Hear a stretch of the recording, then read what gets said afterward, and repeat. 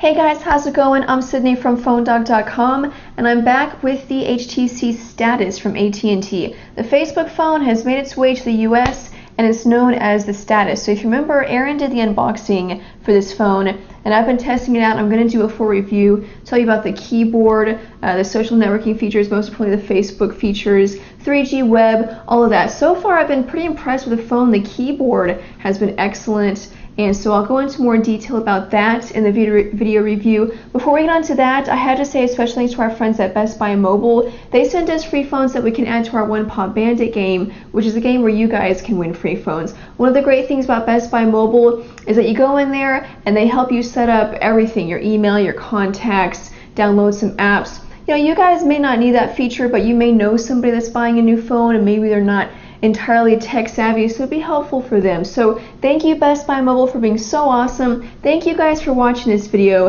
It's the HTC Status from AT&T. I'm Sydney from PhoneDog.com. Let's go check it out. So this is the HTC Status, one of two much ballyhooed so-called Facebook phones.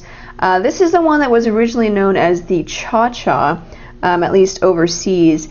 And one of the reasons why it was changed to Status because there were some copyright problems with the name Cha-Cha, and so it's now known as a Status on AT&T. The funny thing is that the phone actually still identifies itself as a Cha-Cha in certain settings, or when an app needs a phone to identify itself, it still calls itself a Cha-Cha. So kind of interesting there, but it is the HTC Status, Android 2.3 with HTC Sense.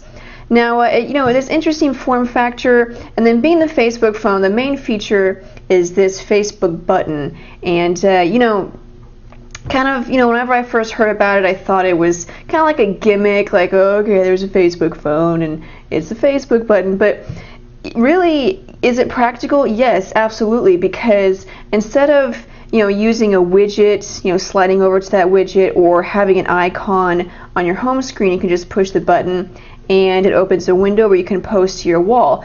I know that sounds extremely simple, but that's basically the point. It's supposed to be really simple. For people that use Facebook a lot, it's simple. You just push the button and post to your wall. I would like to have a feature like that for Twitter because I use Twitter more often than Facebook. I actually don't even use Facebook, so but it's the Facebook phone, not the Twitter phone. So other than that, it's really pretty much standard HTC Sense stuff. Now, it's running Sense 2.1, but it's a modified version of Sense. If we go to the settings here, take a look at About Phone, Software Information.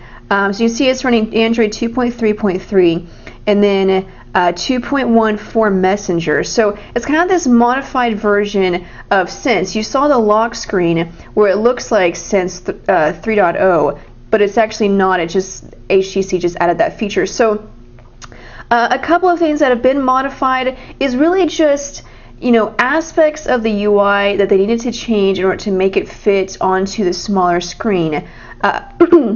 Excuse me. For example, you can see there's no dock at the bottom. You have the app drawer shortcut and then a personalization shortcut.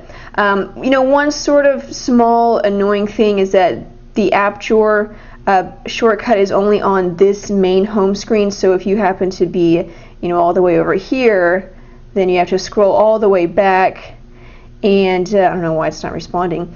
And this isn't actually a carousel, so I can't go back this way. So if I'm on my last page, I can't just swipe back to go back to the beginning. I have to swipe all the way back in order to open the app drawer. So one minor thing, but other than that, HTC did an excellent job of really customizing Sense to make it work on the smaller screen. There's been other phones, with this form factor, the Charm, the Motorola Charm on T-Mobile, where it's kind of just Android scrunched onto a tiny screen, but HTC really put the time and the effort into making Sense work on a small screen and customizing it however they needed to. So in the app drawer here, you still scroll down, but the sliders are on the right side, and that's a custom idea throughout the whole UI. So if I go to Mail, you can see the sliders are on the right side. So it just makes it easier for the small screen, but it doesn't seem like they just kind of threw some stuff together. It's still very well thought out. I think HTC did a great job of really making Android work well on a small screen. So if that's one of your worries, don't worry about that. Now I was talking more about this custom version of Sense, and that with being a Facebook phone. So you have the Facebook button.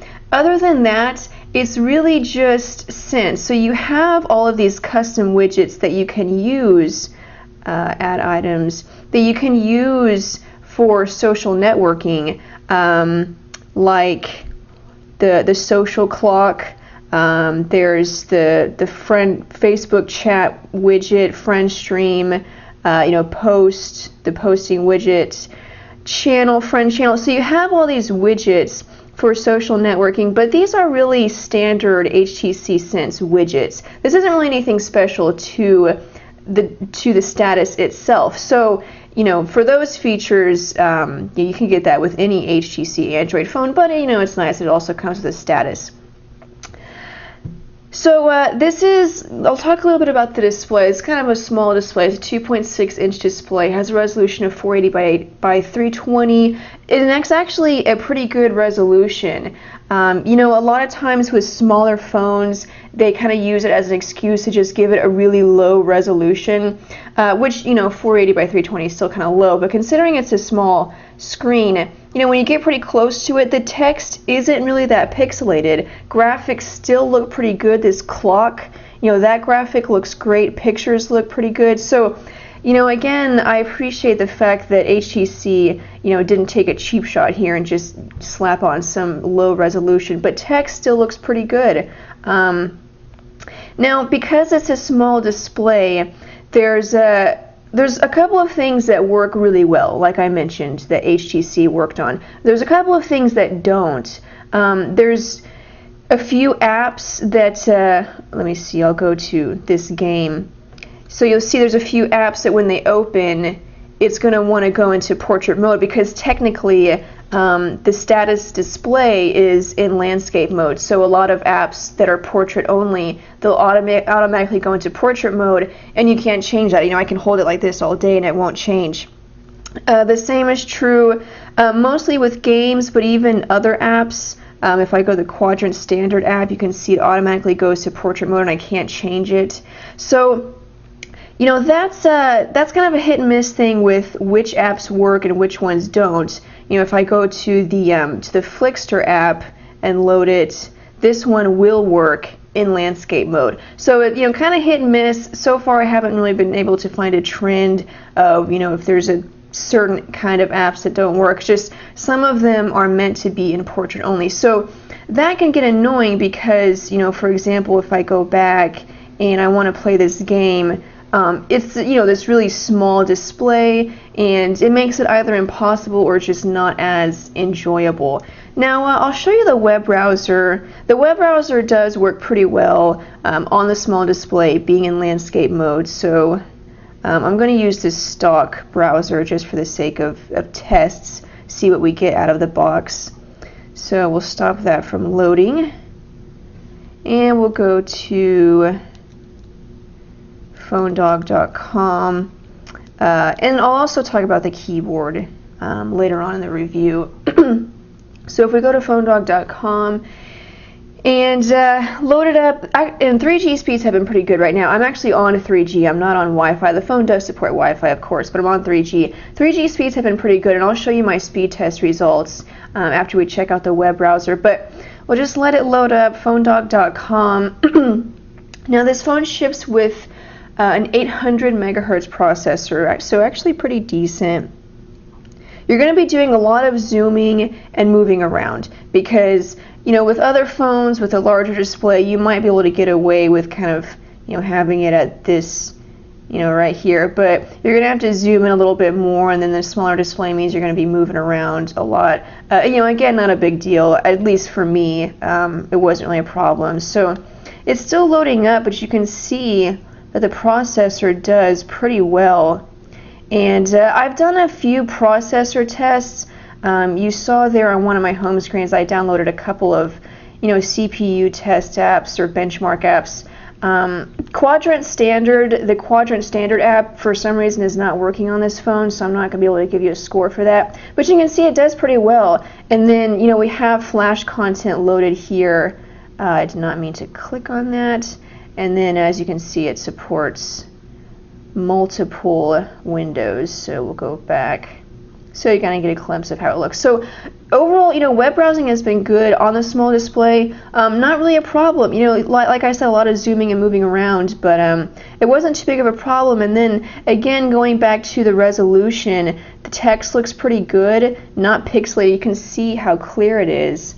Even when you get up close, it's not rough around the edges like you would expect. So let me go to the speed test app, and right, it's in alphabetical order, Sydney, so all you have to do is go to S. Okay, this again is one of those apps that only runs in portrait mode, so we'll begin the test. And I've gotten pretty good speeds on this. There have been times where the speeds weren't that great, so looks like this may be, so this is going to be a decent test. Looks like we're going to get about 550, 600 kilobits per second upload.